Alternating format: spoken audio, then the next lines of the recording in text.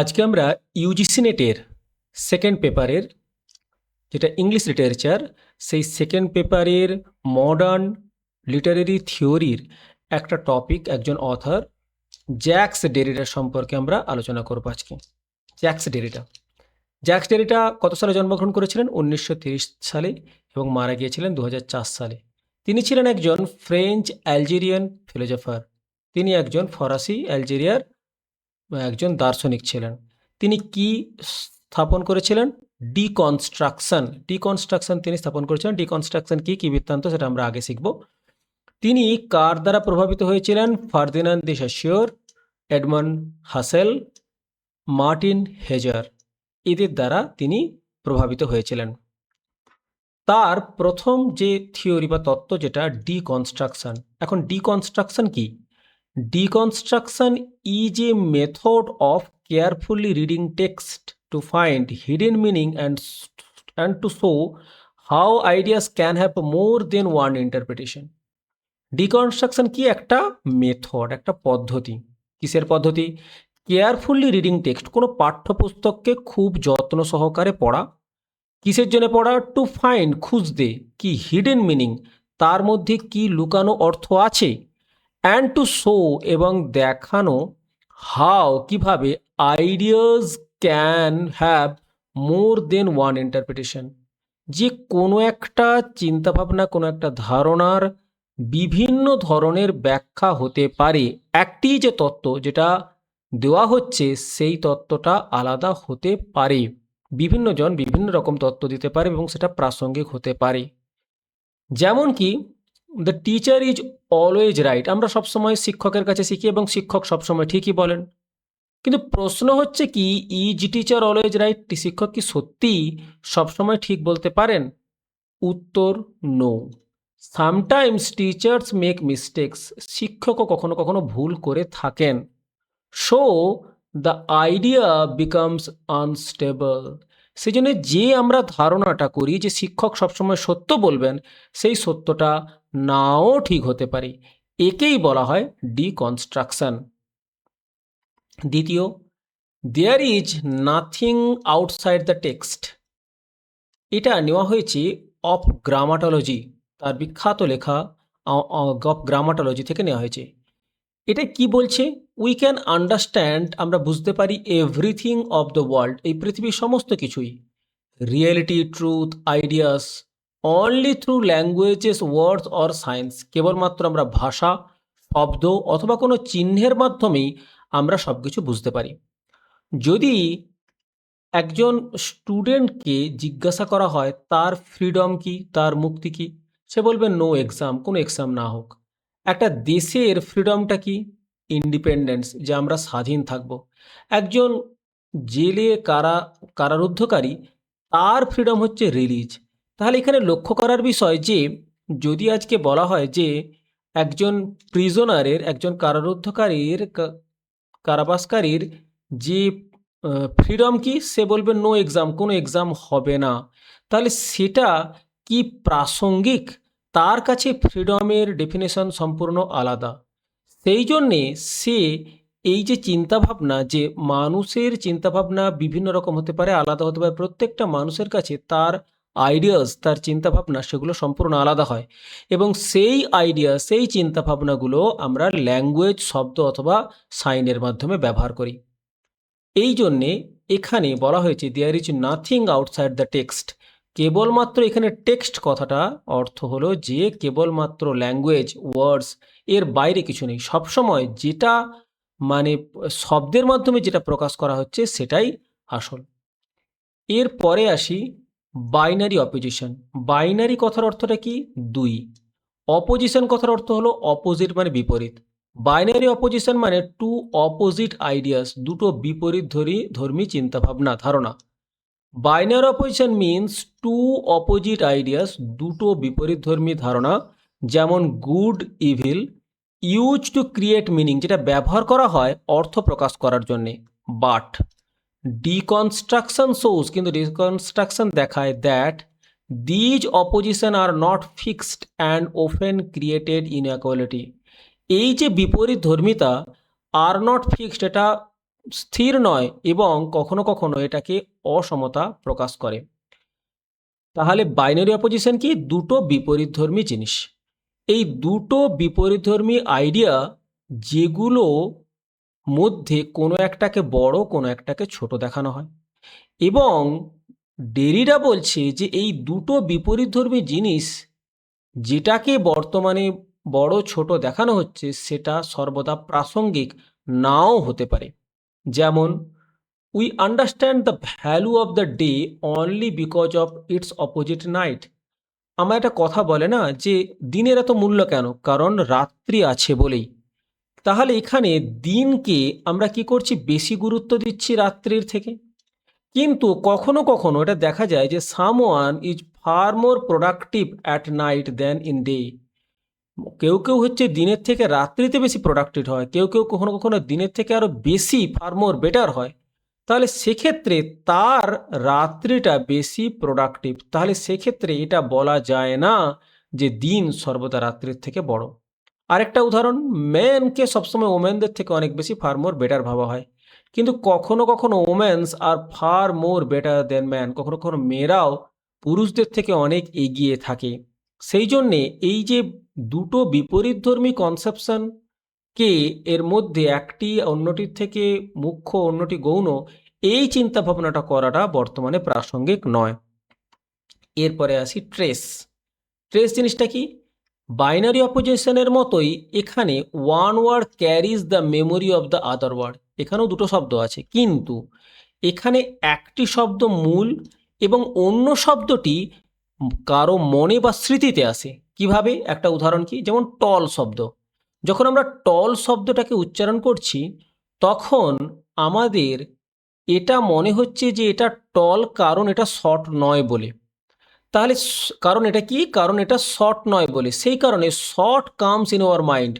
Short কথাটা আমাদের মনে এসছে, সেইটাকেই সেই জন্যে শর্ট শব্দ যেটা আমাদের মনে এসছে তাকে আমরা বলবো ট্রেস। তারপরে ডিফারেন্স সমান ডিফারেন্স অ্যান্ড ডিফারেল। এই যে ডিফারেন্স, এই যে words gets meaning in two ways. একটা শব্দ দুটোভাবে, কোনো একটা শব্দ দুটোভাবে কোনোভাবে অর্থ প্রকাশ করে। এক, ডিফারেন্স মানে বিং ডিফারেন্ট, সেটা আলাদা হয়ে। কিভাবে আলাদা হচ্ছে? একটা শব্দ, a word means something because it is different from other words. একটা শব্দ একটা অর্থ প্রকাশ করছে, কোনো কিছু প্রকাশ করছে। কেন? কারণ সেটা অন্য শব্দ থেকে, অন্যান্য শব্দ থেকে আলাদা। যেরকম cat is not bat, cat হচ্ছে বাদুড় নয় অথবা র্যাট নয়। তাহলে ক্যাটের যখন আমাদের উচ্চারণটা আসছে তখন সেটা ক্যাট শব্দটা ব্যাট বা র্যাট থেকে আলাদা, সেই জন্যে আমরা ক্যাট শব্দটাকে আলাদাভাবে বুঝি। এটাই হচ্ছে মেনলি ডিফারেন্স, এই ডিফারেন্স। এরপর কি ডিফারেল। ডিফারেলটা কি? মিনিং ইজ ডিলেড, মানে কোনো শব্দের অর্থ আমরা সরাসরি পড়ে বুঝতে পারবো না যে এই অর্থটা কি অর্থ, যতক্ষণ না আমরা তার কনটেক্সট বা সেন্টেন্স পাচ্ছি। কি বলছি? We never get the full meaning immediately. কোনো শব্দের অর্থ আমরা সঙ্গে সঙ্গে পেতে পারি না। Meaning keeps changing depending on context. অর্থ কোনো পাঠ্য থেকে বা কোনো সেন্টেন্স থেকে ক্রমাগত আলাদা হতে পারে যতক্ষণ না আমরা তার কনটেক্সট পড়ছি। কীরকম? If I just say bank, যদি আমি কেবলমাত্র বলি ব্যাঙ্ক, তাহলে ইউ ডু নট আন্ডারস্ট্যান্ড, আমরা বুঝতে পারি না পরিষ্কারভাবে। এটার জন্য একটা sentence, we need a sentence, context is needed. যেমন I sat near the bank, আমি বসেছিলাম ব্যাংকের কাছে। এখানে ব্যাংক কথার অর্থ হলো রিভার ব্যাংক। বা I deposit money in the bank, আমি টাকা জমা দিতে এসেছি ব্যাংকে, এখানে মানি ব্যাংক। তাহলে যতক্ষণ আমরা সেন্টেন্স বা কনটেক্সট পাচ্ছি ততক্ষণ তাকে আমরা কোনো মতে সেই শব্দটাকে আমরা তার অর্থ প্রকাশ করতে পারি না।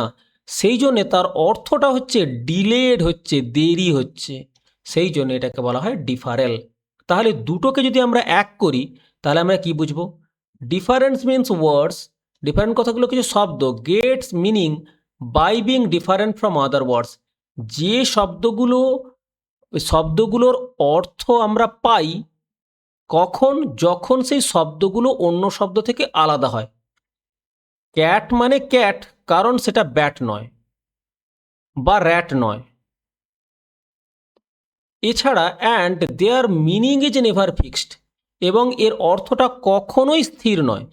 ব্যাংক কথার অর্থ আমরা কখনো কখনো রিভার ব্যাংক ব্যবহার করছি, কখনো কখনো আমরা শুধু ব্যাংক কথা মানে মানি ব্যাংকের কথা ব্যবহার করছি। রাইট কথার অর্থ কখনো কখনো আমরা ঠিক ব্যবহার করছি, কখনো কখনো আমরা ডান ব্যবহার করছি। সেই জন্যে শব্দর অর্থ তখনই বোঝা যায় কেবলমাত্র কনটেক্সট যদি আমরা পাই। তাহলে কি in difference a word gets its meaning, একটা শব্দ তার অর্থ পায় because it is different from other words, কারণ সেটি অন্য শব্দ থেকে আলাদা। এক, like bank is different from tank, bank শব্দটা ট্যাঙ্ক থেকে আলাদা। And its meaning is never fixed, এবং এই অর্থটা কখনোই তুমি ফিক্সড করতে পারবে না। কেন? কারণ ব্যাংক কথার অর্থ কখনো রিভার, কখনো মানি ব্যাংক। এর পরের থিওরি আছে যে ফোনোসেন্ট্রিজম। ফোনোসেন্ট্রিজম কি? যে believing that there is one fixed true meaning, আমরা ধরেই নিচ্ছি যে কেবলমাত্র একটাই সত্য অর্থ আছে। And that spoken words speech are more important than written words. এখানে ফোনোসেন্ট্রিজমে বলা হচ্ছে যে মানে বলা কথা সবসময় লেখা কথার থেকে সবসময় ফার মোর ইম্পর্ট্যান্ট, আরও গুরুত্বপূর্ণ। কীরকম? Phone call versus message. যখন আমরা ফোনে কথা বলছি তখন আমরা সেটাকে বেশি গুরুত্ব দিই। কার থেকে? সেন্ডিং মেসেজ, কোনো মেসেজের থেকে, মেসেজ সেন্ডের থেকে। তার মানে কেন আমরা করছি? কারণ আমরা দেখছি যে একজন লোক উপস্থিত আছে, সেই লোকজন সেখানে উপস্থিত থাকা মানে আমরা বুঝতে পারছি যে সেই মানুষটা উপস্থিত আছে, এবং সে উপস্থিত আছে মানে তার উপরে আমরা ভরসা করতে পারি। কিন্তু সেন্ডিং মেসেজ, যখন কোনো লেখা মেসেজ আসছে তখন আমাদের তার সোর্স সম্পর্কে আমাদের কোনো ভরসা থাকে না। কে লিখেছে, কিভাবে এসছে, কোনো ভরসা থাকে না। সেই জন্য লেখা কথা আমাদের কখনোই বিশ্বাস হয় না। কিন্তু ডেরিডা বলছে লেখা কথা, কখনো কখনো বলা কথাকেও বিশ্বাস করা যায় না, কারণ যিনি বলছেন, যা বলছেন সেটাও প্রাসঙ্গিক হতেও পারে, নাও হতে পারে, ভুলও হতে পারে।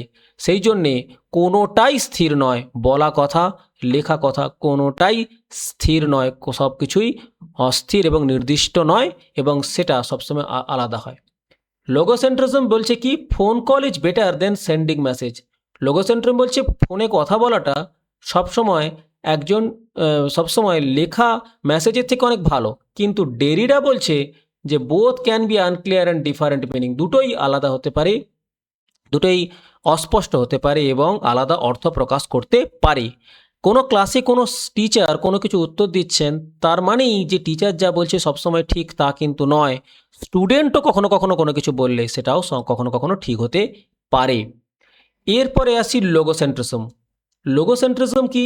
লোগোসেন্ট্রিজম is a believing that there is only one correct meaning or truth, কেবলমাত্র একটাই সত্য আছে। কি কি? টিচার এক্সপ্লেন্স এ পোয়েম, কবিতা, একজন শিক্ষক একটা কবিতা ব্যাখ্যা করছে। You think only the teacher's meaning is correct, তুমি ভাবছো টিচার যেটা বলছে সেটাই কেবলমাত্র ঠিক। No other meaning is possible, কোনো আলাদা অর্থ নেই, কোনো আর যা বলছে সব ভুল। দিস ইজ লোগোসেন্ট্রিজম, ডেরিডা ডিনাইজ ইট। এটাকে লোগোসেন্ট্রিজম বলছে, ডেরিডা এটাকে অস্বীকার করছে। এরপর কি আছে? Metaphysics of presence. Metaphysics of প্রেজেন্সে কি? Metaphysics of presence is the believe that truth and meaning are fully present and fixed, which Derrida challenges by showing that meaning is always unstable and shifting. Metaphysics of presence কি বলছে? যে একটা বিশ্বাস যে সত্য এবং অর্থ সব সময় উপস্থিত এবং সেটা ফিক্সড, নির্দিষ্ট। By showing that meaning is always unstable and shifting, অর্থ কিন্তু ডেরিডা কিন্তু বলছে যে না, অর্থ কখনো কখনো আনস্টেবল, অস্থির, এবং শিফটিং এবং পরিবর্তিত হয়ে যায়। কীরকম? ধরে নিলাম dictionary meaning, you look up a word and dictionary, look up a word in a dictionary. বলা হচ্ছে যে ডিকশনারি মিনিং সবসময় ঠিক হবে, স্বাভাবিক, আমরা কার উপর নির্ভর করে? ডিকশনারি। কিন্তু metaphysics of presence Sage this is the final correct meaning but it can also be changed. Dictionary থেকে যখন আমি কোনো মিনিং বের করছি তখন আমি ধরে নিচ্ছি যে ডিকশনারির যে অর্থটা সেটা সবসময় ঠিক, সত্য। কিন্তু মেটাফিজিক্স অফ প্রেজেন্সও তাই বলছে যে আমরা যা কিছু কোনো শব্দের মিনিং আমরা ডিকশনারি থেকে বের করছি সেটাকে আমি ধরে নিচ্ছি সেটা সত্য, কিন্তু এটাকেও চেঞ্জ করা যায়। ডেরিডার কথা অনুসারে এটাও ডিকশনারির মিনিংও কখনো কখনো পরিবর্তিত হয়। যেমন কি for example, in past Glamour means witches. আগে গ্ল্যামার কথার অর্থ ব্যবহার করা হতো পেতনিদের ক্ষেত্রে, but now it means glorious or dazzling. চকচকে জিনিসটা ব্যবহার করা হচ্ছে। গ্লোরিয়াস মানে এই গ্ল্যামার মানে হচ্ছে এখন গ্লোরিয়াস বা ড্যাজলিং। এরপরে আসি architecture. Architecture means that meaning comes from sign like symbol, memory, patterns that already exist before and make speech possible. বলছে কোনো কিছু জিনিসের যে বলছে যে যেটা কোনো কোনো কিছু জিনিসের অর্থটা কি করে আসে? সাইন থেকে। যেমন সিম্বল, মেমোরি, প্যাটার্নস, এগুলো আগে থেকেই বর্তমান, সেখান থেকে আমাদের আসে। কীরকম? ট্রাফিক লাইটে কেউ বলে দেয়নি যে লাল আলো জ্বললে থেমে যেতে হবে। Even if no one speaks, যদি কেউ কোনো কিছু নাও বলে, ইউ আন্ডারস্ট্যান্ড, তুমি বুঝতে পারবে, এবং stop just by seeing the red light sign. যখনই তুমি লাল সাইন দেখছো তখনই তুমি সেখানে থেমে যাচ্ছ।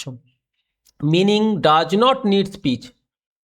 কোনো কোনো জিনিসের অর্থ প্রকাশ করার জন্য শব্দের দরকার হয়নি। যেমন লাল আলো কোনো মতে মুখে বলছে না যে আমি লাল, থেমে যাও। So this sign system is what Jacques Derrida calls it architecture. যেখানে জ্যাক ডেরিডা বলছে যে এই সাইন সিস্টেমটাই হলো আর্কিটেকচার। এরপরে আসি ফ্রি প্লে। ফ্রি প্লে কি? When there is no fixed centre, কোনো একটা কেন্দ্র বলে কিছু নেই। Meanings became free and can have a many interpretation. কোনো জিনিসের অর্থ মুক্ত এবং তার বিভিন্ন ধরনের ব্যাখ্যা হতে পারে। ফ্রি প্লে কীরকম জিনিস? যে ফ্রি প্লের পার্ট কি? The word cool. এই কুল শব্দটা কি? Isn't locked down to just one meaning temperature. Cool মানে কেবলমাত্র উষ্ণতার সঙ্গে আমরা মানে যে উষ্ণতার সঙ্গে সম্পর্কিত শুধু, কিন্তু তা নয়। The word starts to play, you can say, তুমি বলতে পারো দ্য জ্যাকেট ইজ কুল, জ্যাকেটটা খুব কুল। কুল মানে কি? Stylish. Or stay cool, stay কুল মানে শান্ত থাকো, এখানে কুল মানে শান্ত। দ্যাট কুল উইথ মি, এটা আমার পক্ষে ঠিক আছে। তাহলে এখানে আমরা দেখলাম কুল শব্দর কথার অনেকগুলো, স্টাইলিশ, কাম, ওকে, অনেক শব্দ আমরা ব্যবহার করেছি। The word is playing in a field of different meanings. এই শব্দগুলো বিভিন্ন ক্ষেত্রে ব্যবহার করা হচ্ছে। Because no single definition is the boss of it. কোনো একটা শব্দের কোনো একটা নির্দিষ্ট অর্থ এটা কিন্তু এটা প্রকাশ করে না। একটা শব্দের বিভিন্ন অর্থ হতে পারে। তাহলে এটা ডিফারেলের সঙ্গে কি পার্থক্য? দেখো, deferral means the final meaning of a word is always pushed up into the future. Different একটা যে মানে অন্তিম অর্থ, যেটা সবসময় যে হ্যাঁ এটাই সবসময় সত্য হবে তা কিন্তু নয়। You never actually arrive at the ultimate definition because every word you see definite a word just leads more words. আমরা কোনো একটা শব্দকে বললাম যে এই শব্দটা একবারে ঠিক, তা কিন্তু নয়, তা আমি বলতে পারবো না। একটা শব্দ থেকে আরেকটা শব্দ, একটা শব্দ থেকে আরেকটা শব্দ, এভাবে চলে যায়। যেমন কি, যদি আমি বললাম কুল মিনস চিলি, আমি বললাম কুল মানে ঠান্ডা। The alien asks what is chilly, চিলিটা কি? আমি আবার বললাম ইট মিনস কোল্ড, এটা ঠান্ডা। আবার এলিয়েন জিজ্ঞাসা করলো হোয়াট ইজ কোল্ড, কোল্ড কি? You are differing the final meaning. তুমি যে তার যে সঠিক উত্তরটা, শেষ উত্তরটা তুমি ক্রমাগত দীর্ঘ করে যাচ্ছ, ক্রমাগত এগিয়ে যাচ্ছ। You are just passing the baton from one word to the next. তুমি একটা শব্দ থেকে আরেকটা শব্দে শুধু লাফিয়ে যাচ্ছ। You never give the alien a pure piece of coolness just more words. একটা শব্দ দিয়ে তুমি কোনো মতেই অ্যালিয়েনকে কুলনেস শব্দের অর্থ প্রকাশ করতে পারবে না। এরপরে আসি science structure play in the discourse of human science. এগুলো কি? People earlier believe every system structure has fixed centre like God and truth, but Derrida says there is no real fixed centres. আমরা আগে বলতাম যে পৃথিবীতে মানুষ এসেছে ঈশ্বরের কারণে, বাইবেলে লেখা আছে। বা আমরা আগে বলতাম যে আমাদের কপালে যা আছে উপরওয়ালার ইচ্ছা অনুসারেই সব কিছুই হবে। কিন্তু পরবর্তী সময় আগে আমাদের কি মানুষজন বিশ্বাস করতো God was the centre of the creation, ঈশ্বর পৃথিবীর সবসময় সৃষ্টির কেন্দ্রে।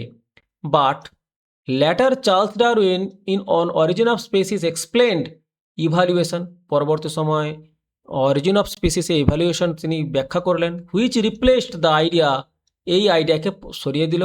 This shows that what we think is the centre can change and it is not truly fixed, যেটা আমরা ভাবছি যেটাই সেন্টার সেটা কিন্তু ফিক্সড নয়। এরপরে আসি বাইকলিয়ার, ব্রাইকলিয়ার আর ইঞ্জিনিয়ার। ব্রাইকলিয়ার কি? Uses what ever is already available, আমাদের হাতের কাছে আছে যা, তাই দিয়ে আমরা যা কিছু তৈরি করি, যা কিছু করি তাকে আমরা বলবো ব্রাইকলার। ইঞ্জিনিয়ার কি? Follows A perfect fixed plan from the beginning, engineer সবসময় একটা নিখুঁত এবং একটা স্থির পরিকল্পনা করে প্রথম থেকে। ব্রাইকলার কি ব্যবহার করে? Available tools and fixable methods, একটা স্থির পদ্ধতি ব্যবহার করে। While an engineer follows a fixed perfect plan, but Derrida argues that in reality we all are bricoleurs. Bricoleurs হাতের কাছে যা পাচ্ছে সেগুলো দিয়েই সমস্ত কিছু করে, আর ইঞ্জিনিয়ার কিন্তু আগে থেকে সমস্ত কিছু প্ল্যান করে, পরিকল্পনা করে, সমস্ত কিছু করে তারপর কাজ করে প্রথম থেকেই। এবার এবার বলছে যে ডেরিডা বলছে যে আমরা সবাই ব্রাইকলার, মানে আমাদের হাতের কাছে যা পাচ্ছি তাই দিয়ে আমরা কাজ করে নিই। Jack Derrida says in real life we are all bricoleur, আমরা সবাই ব্রাইকলিয়ার। যেমন building a small house, engineer কী করছে? Makes a perfect design first, usage exact materials, follows a fixed plan. সব কিছু করার জন্য প্রথমে আগে ডিজাইন করছে, উপকরণ সমস্ত ঠিকঠাক নিয়ে আসছে, প্ল্যান করছে। Everything is planned and controlled, সব কিছু পরিকল্পিত এবং নিয়ন্ত্রিত। ব্রাইকলার কি করেছে? Uses what ever material is available, যা হাতের কাছে পাচ্ছে সেটাই পাচ্ছে। মেবি ওল্ড উড, পুরনো কাঠ, এক্সট্রা বিগ, একটু আলাদা কোথাও ইট পড়ে আছে। চেঞ্জেস প্ল্যান হোয়াইল ওয়ার্কিং, সময় সময়ে পরিবর্তন করছে। নো ফিক্সড প্ল্যান, তার কোনো নির্দিষ্ট পরিকল্পনা নেই। অ্যাডজাস্ট ফ্রিলি, সময় অনুসারে তারা পরিবর্তন করে যাচ্ছে। এরপরে আছে প্ল্যাটোস ফার্মেসি। প্ল্যাটোস ফার্মেসি কি? প্ল্যাটোস ফার্মেসি একটা বই যেখানে ডেরিডা এক্সপ্লেন করছে রাইটিং ইজ এ ফার্মাকন। ফার্মাকন কি? ফার্মাকন কথার অর্থ হলো it is a both beneficial medicine and harmful poison at the same time. কোনো একটা জিনিস যেটা মানে উপকারীও হয়, কখনো কোনো অপকারীও হয়। কীরকম ক্ষেত্রে? Writing is both good and bad at the same time, লেখা কখনো কখনো ভালো হতে পারে, কখনো কখনো খারাপও হতে পারে। কেন? It helps us remember and share knowledge, এটা আমাদেরকে সাহায্য করে কোনো কিছু মনে রাখতে এবং আমাদের জ্ঞানকে কি করতে, ভাগ করে নিতে। এটা good side. But it can also be cause misunderstanding and make us depend on notes instead of thinking. এই লেখার ফলে আমরা আমরা সবসময় নোট ভিত্তিক হয়ে পড়ি, আমাদের থিঙ্কিংটা ডেভেলপড হয় না, যেটা খারাপ। For example, notes helps in exam, but over dependence on them weakens understanding. নোটসের উপরে যদি আমরা সম্পূর্ণ নির্ভর করে যাই তাহলে আমাদের বোধগম্যতাটা সম্পূর্ণভাবে মুছে যায়, দুর্বল হয়ে পড়ে। এরপরে আছে গ্লাস। গ্লাস সোজ কি? Glass shows that meaning is not one and fixed, এক এবং নির্দিষ্ট নয়। There can be many meaning, এখানে অনেক অর্থ হতে পারে অ্যাট দ্য সেম টাইম, একই সময়। It is ritin in two columns, দুটো কলামে লেখা হয়। লেফট সাইডে জর্জ হেগেল, আর যে ফিলোজফির উপরে লিখেছিলেন, আর ছিলেন জেন জিনেট, যিনি লিটারেচারের উপর লিখেছিলেন। Both are different ideas shown together, দুটো আইডিয়াই আলাদা করে দেখানো হচ্ছে। কীরকম? Same story, two views think of a story. একটা জিনিস, একটা গল্প, একই গল্প, একজন বলছে the hero is good, hero ভালো। অ্যানাদার বলছে দ্য হিরো ইজ সেলফিশ, অন্যজন বলছে হিরো হচ্ছে স্বার্থপর। Same story but two different meanings, Jack Derrida shows ideas can exist side by side, আইডিয়াগুলো পাশাপাশি থাকতে পারে। No one idea is final or superior, কোনো আইডিয়াটাই সুপিরিয়র নয়। জর্জ হেগেল যা বলছেন সেটাও সুপিরিয়র না হতে পারে, জেন জেনার যেটা বলছে সেটাও না হতে পারে। দুজনের দৃষ্টিভঙ্গি আলাদা আলাদা, কিন্তু দুজনের দৃষ্টিভঙ্গি ঠিকও হতে পারে, দুজনের দৃষ্টিভঙ্গি ভুলও হতে পারে। এটাকেই বলছে গ্লাস। এরপরে আসি অ্যাফোরিয়া। অ্যাফোরিয়া কি? Confusing where you can not decide correct meaning, আমরা বুঝতে পারি না যে এই যে শব্দটার সঠিক অর্থটা আমাদেরকে মানে বিভ্রান্ত করছে, যে কি ঠিক কি ভুল।